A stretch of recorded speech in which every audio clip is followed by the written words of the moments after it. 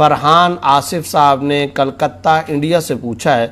روزے کی حالت میں کبھی کبھی ایک ڈکار آتی ہے جس میں کبھی کبھی ہلکی سی قے بھی آتی ہے، تو کیا اس سے روزہ ٹوٹ جاتا ہے یا کس طرح کی قے سے روزہ ٹوٹتا ہے؟ دیکھیں،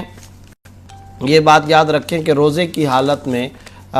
ڈکار کے ساتھ جو تھوڑا سا پانی منہ میں آ جاتا ہے اس سے روزہ فاسد نہیں ہوتا، لیکن یہ بات ذہن میں رکھیں اس سے روزہ تو نہیں فاسد ہوتا، مگر اپنے اختیار سے اس آئے ہوئے پانی کو یا اس قے کو دوبارہ واپس حلق میں نہ لے جائے۔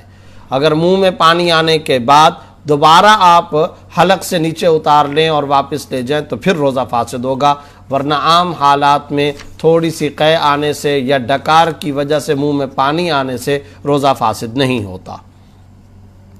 ایک سوال یہ پوچھا گیا ہے کہ کیا عورت حالت حمل میں رمضان کا روزہ رکھ سکتی ہے؟ کچھ لوگ کہتے ہیں اس حالت میں روزہ نہیں رکھنا چاہیے۔ دیکھیں، حالت حمل میں یعنی پریگننسی کی حالت کے اندر روزہ رکھنا شرعاً بالکل جائز ہے اور اس میں کوئی حرج کی بات نہیں، بلکہ روزہ رکھنا ہی چاہیے۔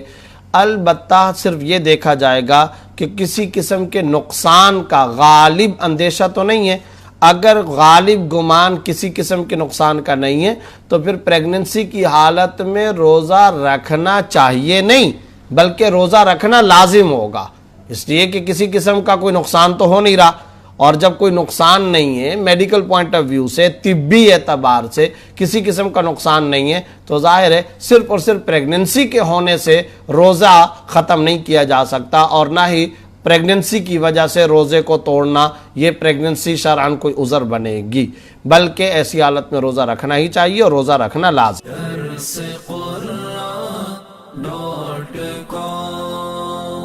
www.darsequran.com